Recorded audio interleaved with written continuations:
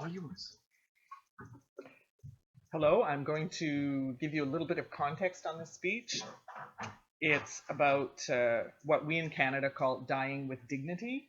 So it has to do with physician-assisted death and the fact that the Canadian Supreme Court has just handed down a ruling in February on people's right to assisted death, which was actually not, there was actually a ban on assisted dying before February.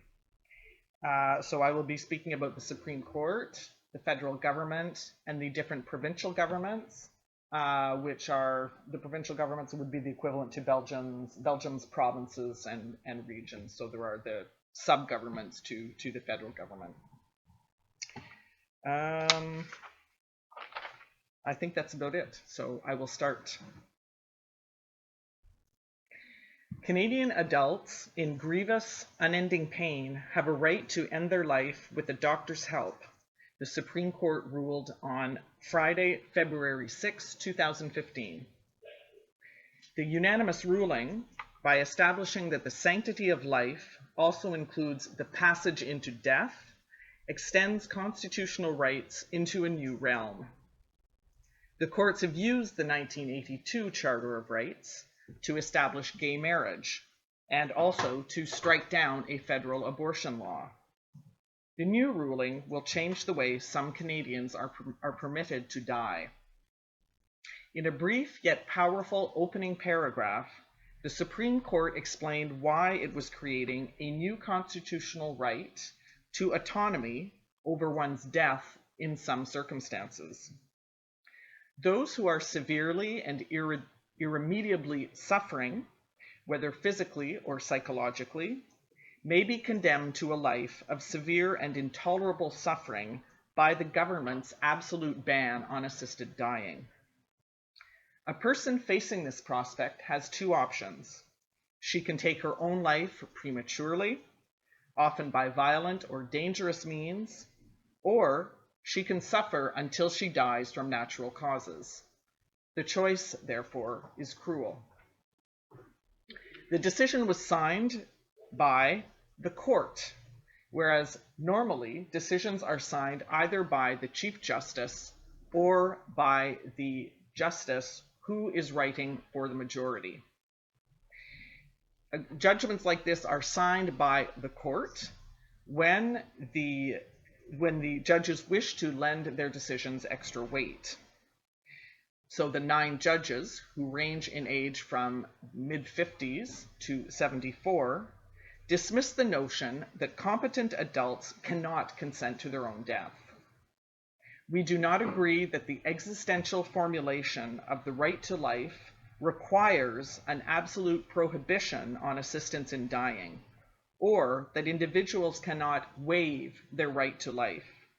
This would create a duty to live, is what the ruling says.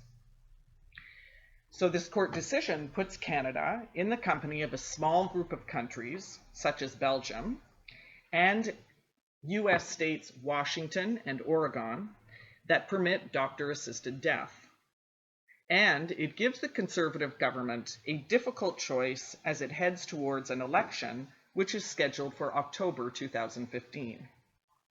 The court suspended its ruling for 12 months to allow for new rules and laws to be drafted, but Ottawa could choose to do nothing and allow provinces and medical regulatory bodies to create the ground rules for assisted death. Or it could do what it did when the Supreme Court struck down prostitution laws 16 months ago. That is, study international models and then create a uniquely Canadian version that may or may not respect the principles established by the Supreme Court. Justice Minister Peter MacKay did not directly express concern about the court's decision, as he had done immediately after the prostitution ruling. However, he left the government's options open and did not promise to respect the court's ruling. He said, "This is a sensitive issue for many Canadians with deeply held beliefs on both sides. We will study the decision and ensure that all perspectives on this difficult issue are heard.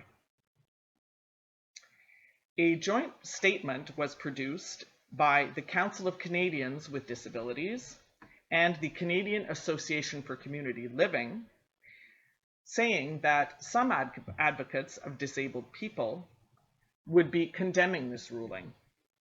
Because it is not restricted to the terminally ill, but to a broader group who have a grievous and irremediable medical condition, it means that all persons with a serious disability in Canada can access assisted suicide. And this is a matter of some concern for these and other bodies. In fact, it was pointed out that this degree of permissiveness does not exist anywhere else in the world. A lawyer from Alberta, who represented a number of parties opposing this decision, said that governments should create a system in which patients who fit the court's criteria and wish to die would apply to a judge for a warrant, which they would then take to a doctor, thus exempting the doctor from criminal responsibility. Jocelyn Downey, a university professor of law and medicine, said that she would like to see the creation of an oversight body, perhaps a Canadian Commission on Assisted Dying, so a new system can earn the public's trust. It should be noted that the only Canadian Member of Parliament who is a quadriplegic, Stephen Fletcher, and who became a quadriplegic after a road accident in which his car hit a moose, had himself already presented a private member's piece of legislation calling for the creation of just such a commission. So the Supreme Court overturned its own 5-4 ruling of 22 years ago, in which it rejected the right to assisted suicide claimed by a 42-year-old woman who suffered from amyotrophic lateral sclerosis, or Lou Gehrig's disease. In that case, the judge who wrote for the majority said that Parliament needed flexibility to protect the vulnerable and respect Canadians' views on the sanctity of life.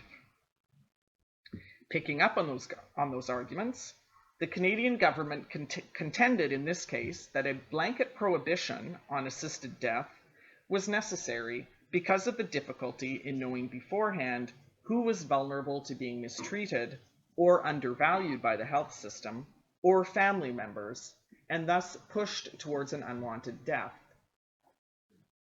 But over and over, the Supreme Court fell back on factual findings of the trial judge, a woman who is with the British Columbia Supreme Court.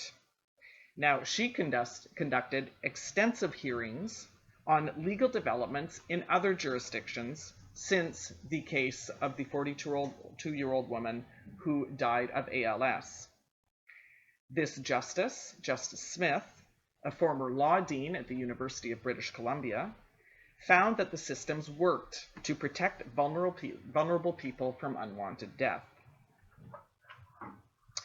The court did not strike down the prohibitions of the Criminal Code on assisted suicide, but said that they no longer apply to the extent that they prohibit physician-assisted suicide, or rather physician-assisted death, for a competent adult person who clearly consents to the termination of life and has a grievous and irremediable medical condition, including an illness, disease, or disability that causes enduring suffering that is intolerable to the individual in the circumstances of his or her condition.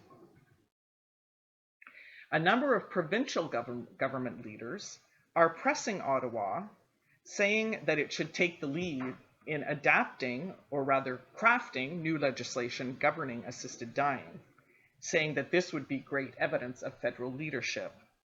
If Ottawa declines to pass a law or set national guidelines for what is essentially a new medical service, the provinces, which oversee healthcare, could enact their own laws on doctor-assisted dying.